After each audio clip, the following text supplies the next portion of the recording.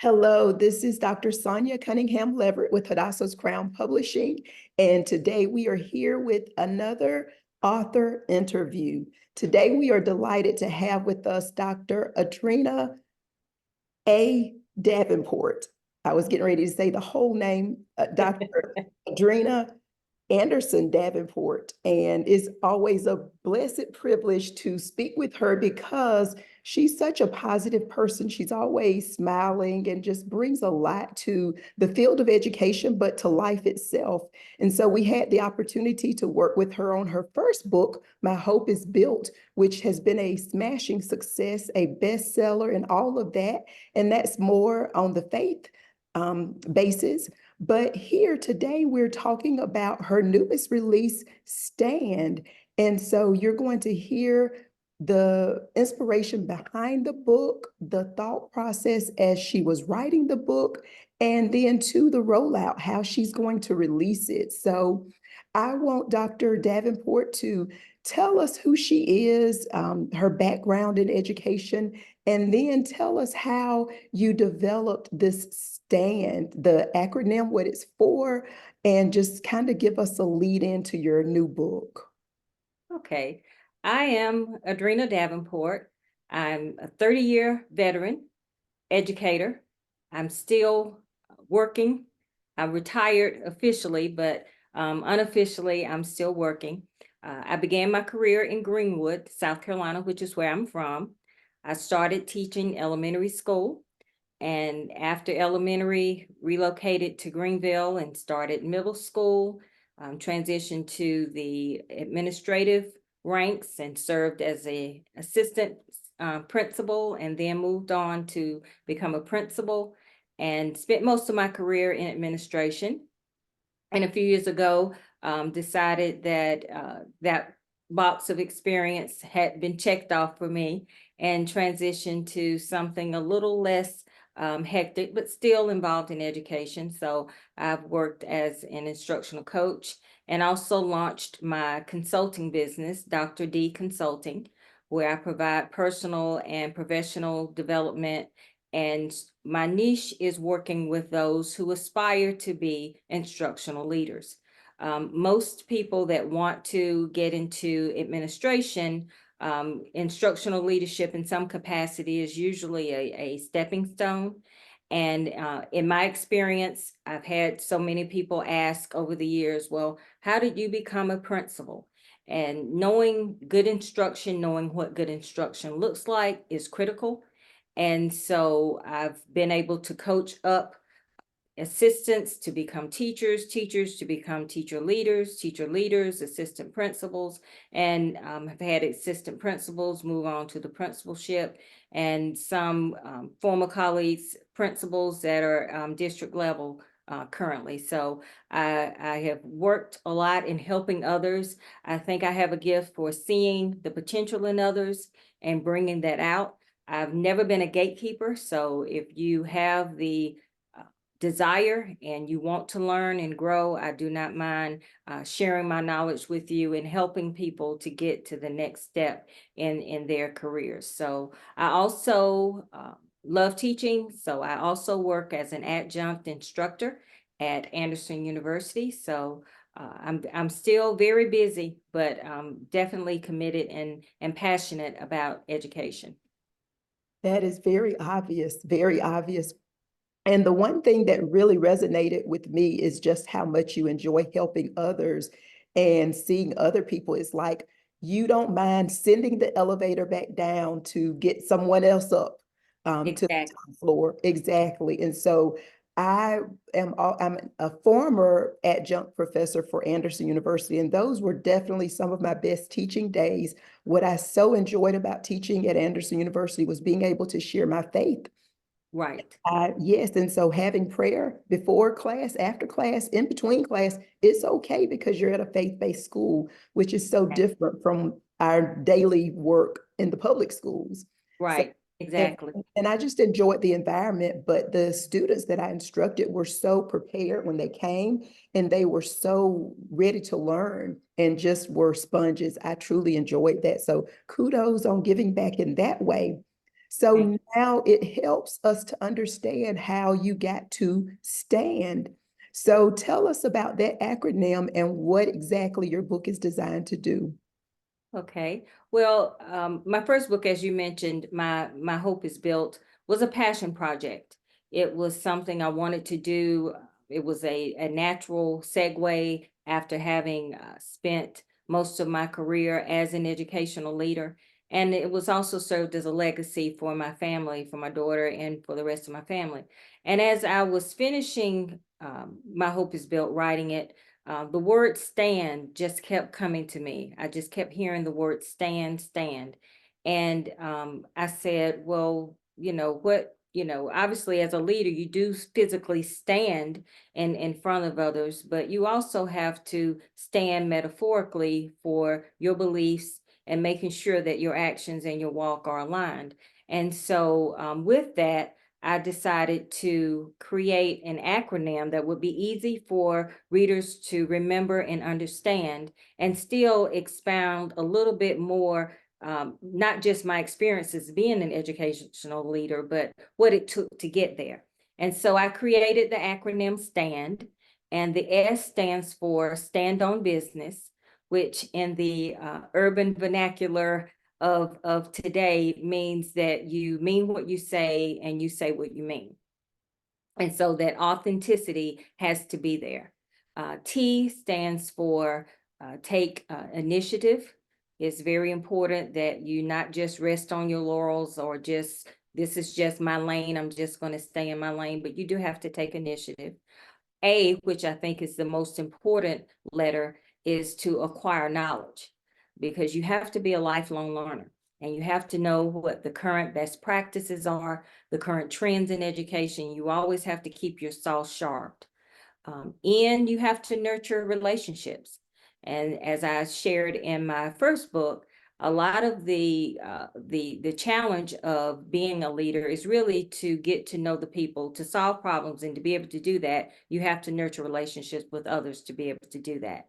And the D stands for determine your niche. So find out where your zone of genius lies and use those skills to be able to once again help solve the problems in your school and in your school community. So the acronym STAND, of course, that's an easy word to remember, and hopefully the acronym is easy for those to apply as they move into the next field or the next stage in their career, or for those who are current instructional leaders. The acronym STAND can help to refine some of your practices, or maybe to affirm, because as an educational leader, sometimes it's hard to think, well, am I making a difference? Am I doing the right things? And so the acronym can help to solidify some of your skills or to strengthen some of the skills that you already have. All right.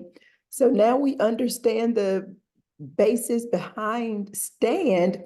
I just want to say that I thought it was super cool the way you included a playlist in My Hope is Built. But you also have a playlist in the Stand book as well. And I'll be honest, there are a couple titles on here that I'm not familiar with, but some of these are definitely my favorites. And I had not associated some of these titles with education, but they most definitely are associated with education, because we definitely need Johnny Nash, and I can see clearly now. And I don't want to give away the whole title. Those watching to purchase the book so they can hear the playlist, they can scan the QR code, and they can listen to these songs. But don't worry about a thing. I have to mention that one because I use that one a lot in presentations that I do. Yes, and Stevie Wonder is my favorite artist. So I you won't find a playlist probably that he's not included in there in some way. Awesome, awesome.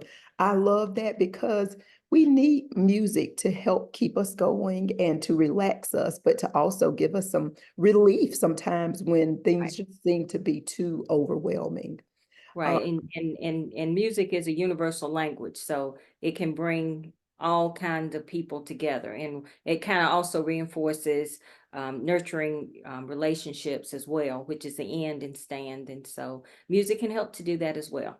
Exactly, exactly. I also love the way you have readers somewhat put together their own strategic plan. It's like trying to figure out where you are, how you're going to measure and get to where you're going. But it's all about learning how to use data to drive and inform decisions. But I think for most educators, if there are any missing pieces that are going to help you get to the next level, you have done a great job of outlining those here. So kudos to that. But I just want the readers to know that they have a lot to look forward to. Thank you. Thank you. I try to, I'm sort of a meat and potatoes person, so to speak. And so not a lot of flowery language. I just give it to you straight and in a way that I think is not intimidating, but at the same time comprehensive. Yes, yes. Well, also in this book, we've pulled out some very important quotes, some things that we think readers they probably will focus in on, but we want to make sure because we put these in bold boxes. And I just have to read this one because I love it. It says, if you dress like you're going to the flea market, that is how you will be treated. And it's like address the elephant in the room. We can't sugarcoat it. If we're coaching somebody and we know that that's the problem, we have to just basically let them know. And we can tell them, this is when Macy's has their sales, and these are the areas, the parts of the store that you might want to look in. I mean, that's what coaching is all about. We can't assume that people know everything that we know. And Yeah, so I love exactly. it's And blunt. then also, I'm sorry, That's and okay. also just saying the quiet part out loud. And I've been around long enough to know people will say, well, he or she dresses a certain way or he or she doesn't know XYZ. So I just put it out there. And for some, that may be a little uncomfortable, but like I mentioned in the book, you don't have to dress as if you just walked off of the runway or that you have to shop at a very expensive place. You just need to come to school looking neat. And particularly if you're trying to ascend to the ranks to become a leader, you have to dress the part that you want to have, not the part that you currently have. So very true. So very true. And then another one of those phrases is, this is not a job for the weak. And so definitely as an instructional coach, even as an assistant principal, district leader, when there's a problem, you have to be able to communicate that. And you don't want to sugarcoat it, or you don't want to dance around it or not confront it because you are afraid of the backlash. Well, she's going to roll her eyes at me in the meeting, or she's going to cross her arms and or she's going to get her whole hallway to turn against me. Do I want to fight that the whole year, the remainder of the year? Sometimes we can't necessarily worry about the consequences or the backlash. We have to put it on the line and do the best thing for children. I know you have some examples and some things you might want to say about that. Yes, well, definitely. Well, once again, if you're standing on business, then all of the decisions that you make have to be with the student's best interest in mind. Now, that's not to say that you overlook the needs of your staff, because as adults, we enter a space with our experiences, and like our students enter into our spaces with their experiences. But if people know that your actions are aligned with your belief system and you let them know what your belief systems are, and you have to act upon that, then people may not necessarily always agree with your decisions, but they can respect them if you deliver them in such a way that lets others know that this is the purpose behind why we're doing what we're doing. And if you're not wishy-washy, if you're not trying to be friends with people, then once again, either people will come along or either they will, find another place to go. But knowing, having a communication style, knowing what your communication style is, and making sure that you surround yourself with people that understand and that have the same mentality. Your challenges are going to come because life has challenges, but you will find that it will not be as devastating as some people think they are if you're honest with yourself and if you move in a way that aligns with what your belief systems are. I love the way you stated that. And earlier you talked about, you know, taking initiative and not resting on your laurels. But sometimes we do say it's best for me just to stay in my lane. But at the same time, sometimes you need to go beyond that and take some initiative. How would you encourage someone or help them to kind of balance that out? How do you know when you need to move and you need to do something rather just saying, well, that's not my job? Yeah, well, I think it depends on the context of the situation. I would think any decision that needs to be made that, for example, involves the safety of other children, that's not something that you need to twiddle your thumbs about. But if you see that there's a problem that needs to be solved, and if you have the skill set to be able to solve it, then go on ahead and maybe not necessarily solve it yourself. Once again, it depends on what the situation is, but lend your expertise or perhaps share your idea with others and bring others in to work collaboratively with you to be able to solve that problem. I think fear, of course, is one thing that holds people back, and sometimes, not all of the time, but I'm just speaking in general, with women. Sometimes they see ambition is something that they do not want to share with others. Sometimes people are intimidated by ambition, and people want to be liked. And so if someone knows that I have ambition, they may not like me. So I've heard that over the years. I've seen that over the years. And so don't allow what other people think to drive what you do, if once again what you're doing is in the best interest of children. Mm, I love that because you talk about how when you are trying to do the right thing, sometimes you may find jealousy and you may find resistance. So there are two different ways that people can perceive you sometimes, but at the end of the day, it's about making the decision to do the right thing, regardless as to what others may think or feel about you and the decision that you made or the action that you took. Right. And then also understand the reality of it too, is that sometimes if you let others know that, well, I would like to be a department chair, or I would like to be an instructional coach or a reading coach or something along those lines, you're going to set yourself apart from others. Not saying that you're better than them or anything along those lines, but once again, your perspective should change because you're in a different role.